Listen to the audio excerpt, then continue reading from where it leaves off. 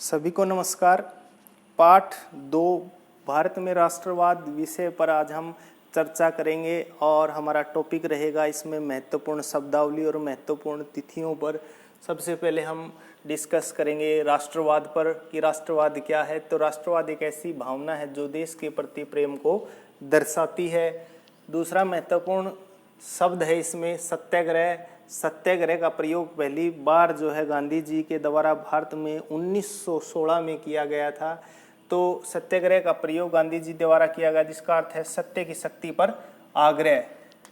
महत्वपूर्ण अगला जो शब्द है वो है पूर्ण स्वराज्य प्रस्ताव। तो पूर्ण स्वराज्य प्रस्ताव दिसंबर 1929 में जो कांग्रेस की मीटिंग हुई थी लाहौर में, उस समय पास किया गया था।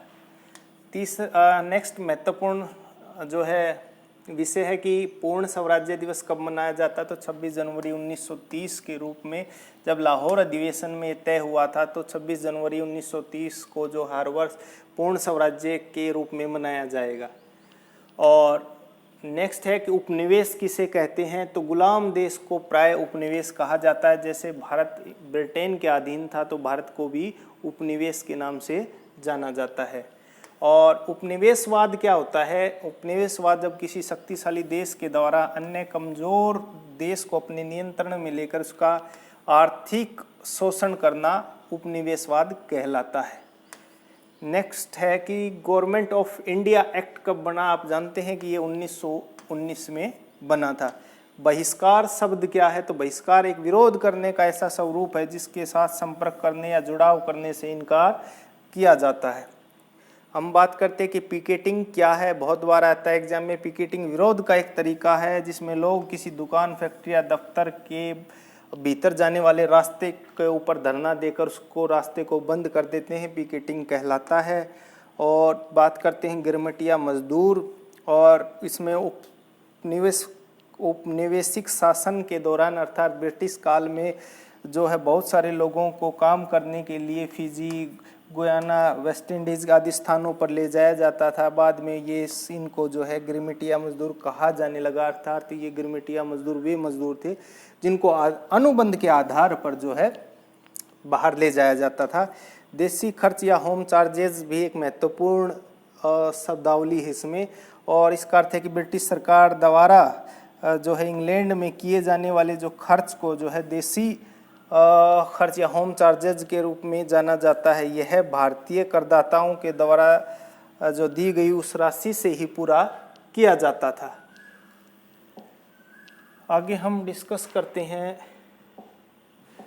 दलित वर्ग एसोसिएशन पर। आप जानते हैं कि 1930 में इसकी स्थापना डॉक्टर भीमराव अंबेडकर ने की थी और इसका मुख्य उद्देश्य दलित लोगों के समूह की मदद करना था और उनको एक करना था। नेक्स्ट शब्दावली है गवर्नमेंट ऑफ इंडिया एक्ट। हम पहले डिस्कस कर चुके हैं 1919। अगली जो शब्दावली है वो अबिंद्रनाथ टैगोर है जिन्होंने भारत माता की तस्वीर बनाई थी 1905 में। और एक बहिष्कार जो शब्द है ऐसा स्वरूप जिसमें जो है किसी के प्रति जो है मनाही शामिल हो की जाती हो, बहिष्कार कहलाता है। रविंद्रनाथ टैगोर के बाद में हम बात करते हैं कि राष्ट्रीय गान के जो है रचयिता जो जनगण मन है हमारा राष्ट्रीय गान है और इसको 27 दिसंबर 1911 के कोलकाता अधिवेशन में पहली बार गाया गया था। और यह बंगाली और हिंदी भाषा में जो है पहली बार गाया गया था। और राष्ट्रीय गान को जो है 24 जनवरी 1950 को भारतीय संविधान में अपनाया गया था। दूसरे महत्वपूर्ण शब्दावली बंकिम चंद्र चटर्जी हैं जिनको राष्ट्रीय गीत जो हमारा वंदे मातरम है उसके रचयिता हैं, जिनको 28 दिसंबर 1896 के कोलकाता अधिवेशन में पहली बार गाया गया था। और इसको भी 24 जनवरी 1950 को जो है भारतीय संविधान में अपनाया गया था। और डिस्कवरी ऑफ इंडिया जो पुस्तक हैं वो लिखी थी जवाहरलाल नेहरू ने। साथ ही 3 गोलमेज सम्मेलन हुए थे। प्रथम गोलमेज जो सम्मेलन हुआ था वो हुआ था 12 नवंबर 1930 से लेकर के 13 जनवरी 1931 तक। दूसरा गोलमेज सम्मेलन 7 सितंबर 1931 से लेकर 1 दिसंबर 1931 को। तीसरा गोलमेज सम्मेलन 17 नवंबर 1932 से 24 दिसंबर 1932 तक। इन तीनों गोलमेज सम्मेलन में दूसरा ऐसा गोलमेज सम्मेलन था जिसमें कांग्रेस ने भाग लिया था। और सविनय अवज्ञा आंदोलन जो है दोबारा शुरू किया गया था 1932 में, हालांकि इतनी सफलता नहीं मिली और ये आंदोलन ज़्यादा दिन नहीं चला।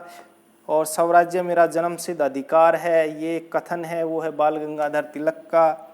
गोपाल कृष्ण गोखले जिन्होंने गांधी जी के राजनीतिक गुरु का दर्जा प्राप्त है। साथ में बंगाल में स्वदेशी आंदोलन के जो झंडे का रूप है, कई बार पूछा जाता है, वो है हरा, लाल और पीला।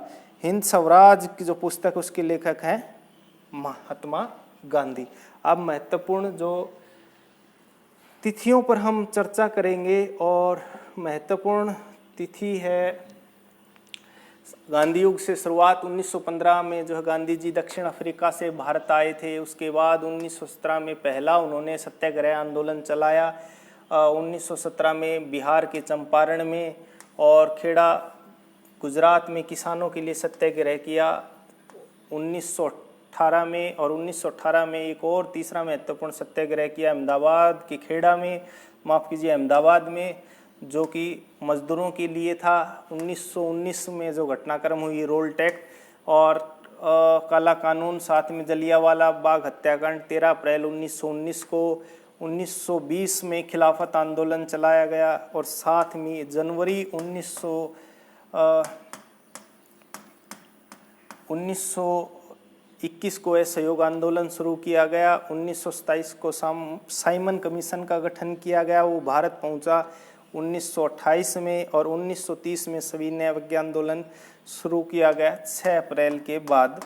और 3 गोलमेज सम्मेलन हुए 1930, 1931, 1932। पुना पैक्ट जो है महात्मा गांधी जी और अम्बेडकर जी के बीच समझौता हुआ 1932 में। और साथ में 1942 में महत्वपूर्ण भारत छोड़ो आंदोलन शुरू किया गया। तो यही महत्वपूर्ण शब्दावली थी। उम्मीद है कि महत्वपूर्ण तिथि और शब्दावली आपको पसंद आई होगी। जय हिंद, जय भारत।